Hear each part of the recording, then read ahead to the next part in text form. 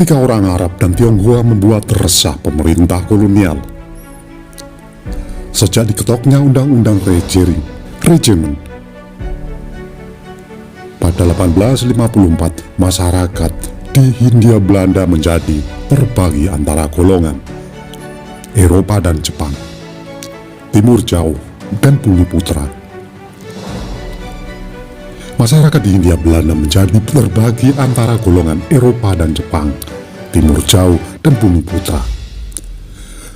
Penggolongan ini pada dasarnya bertujuan untuk menata penduduk lebih baik, tetapi justru menjadi sistem diskriminasi antar etnis di bawah Tax Neerlandis. Kalangan Timur Jauh menurut undang-undang tersebut bukanlah etnis asli Nusantara seperti Arab dan Tionghoa. Kedatangan mereka sebenarnya sudah ada sejak periode sebelum penjajah Eropa untuk berdagang, mencari kehidupan baru, diplomasi politik, dan syiar agama.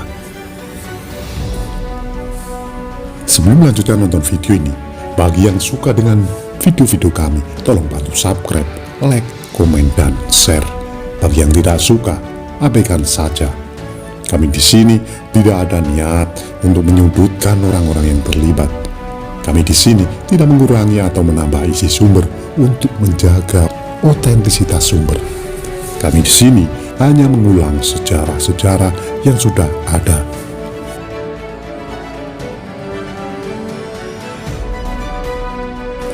Di masa kolonialisme, orang Arab mayoritas berasal dari Hadramaut, kini Yaman, dan Hijaz. Sedangkan mayoritas Tionghoa dari Fujian. Di mata pemerintahan, lewat undang-undang itu, mereka berperan untuk membantu perekonomian dan mengontrol golongan yang bersastra lebih rendah, Bumi Putra. Golongan Timur Jauh ini kemudian disekat-sekat oleh pemerintah kolonial agar tak mengacau sistem pemerintahan yang sudah ada. Jika tidak ada sekat, pemerintah Belanda khawatir akan adanya koalisi antar etnis yang menentang mereka. Tak heran bila kemudian muncul tempat khusus seperti kampung Arab dan pecinan. Untuk keluar di kawasan sendiri, mereka harus punya surat jalan resmi. Terang sejarawan Didi Kwartanada dalam kelas sejarah dan budaya Tionghoa. Webinar dari Merdeka Belajar. Padahal sebelumnya mereka memiliki hak yang setara hingga dapat terjun di dunia politik. Sebagaimana yang disebut oleh Haryanti Ongko Dharma Untoro lewat tesisnya Kapitalisme Pribumi Awal Kesultanan Banten 1522 sampai 1684 yang memberikan berbagai jabatan dan Kesultanan Banten.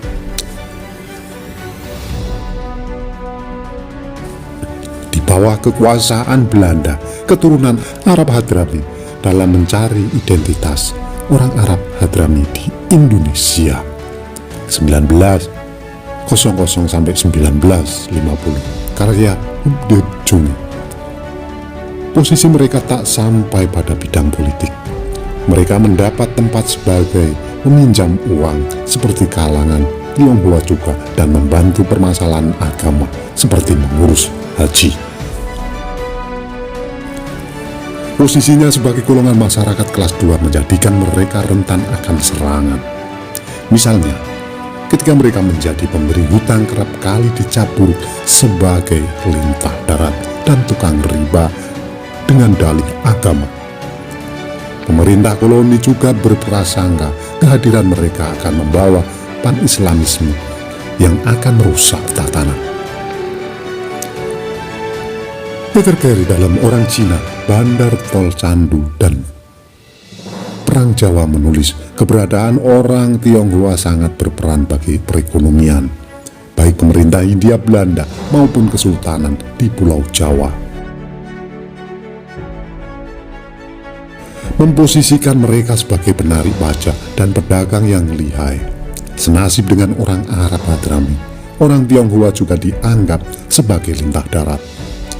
Mereka juga kerap memeras pajak dan hutang kepada masyarakat golongan lainnya yang menimbulkan kebencian.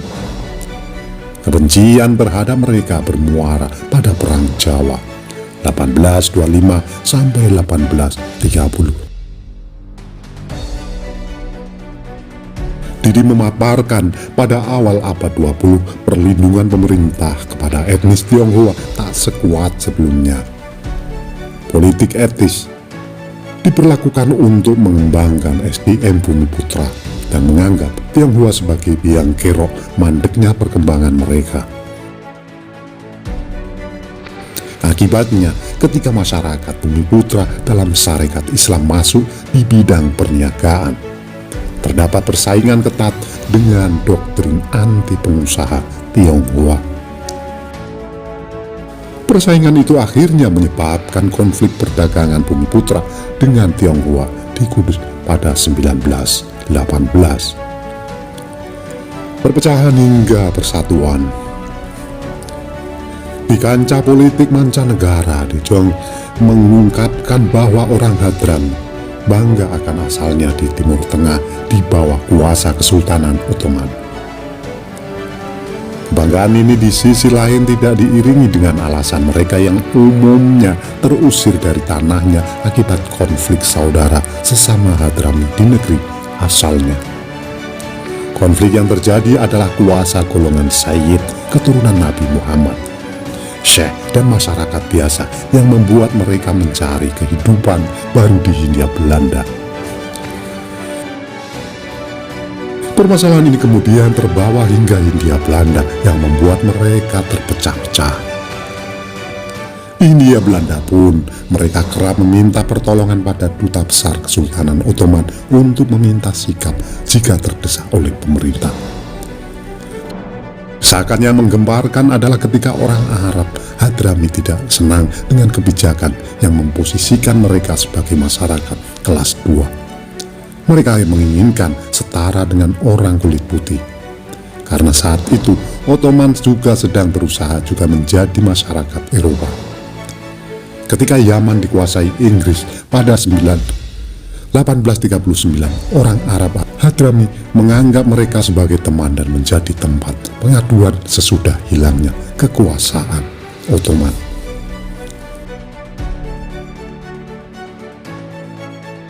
Ini pula membuat resah pemerintah Belanda yang mewanti-wanti golongan Hadrami berpihak ke Inggris. Saat revolusi Tiongkok pada 1911 pecah, membuat orang Tionghoa di Hindia Belanda belajar. Sebagian terinspirasi dan menjadi superior untuk mendesak Belanda menjadikan mereka sebagai masyarakat kelas 1. Sebagaimana orang Jepang berhasil lewat restorasi Meiji-nya. Tetapi pandangan arogansi kalangan Arab dan Tionghoa ini pada sebagian kalangan khususnya peranakan beranggapan lain. Kalangan peranakan menganggap Timur Tengah maupun Tionghoa bukanlah asal tanah kelahiran mereka, tetapi Indonesia. Nasionalisme sebagai masyarakat yang lahir di Indonesia muncul pertama kali setelah Indis Party terbentuk pada 1912. Partai ini melibatkan segala etnis termasuk Eropa dan peranakannya Indonesia. Kemudian anak peranakan melebur dengan momentum nasionalisme berikutnya, Sumpah Pemuda 1928. Sumpah Pemuda menjadi ajang persatuan antara peranakan Tionghoa, Arab, dan Bumiputra untuk jati dirinya sebagai orang Indonesia.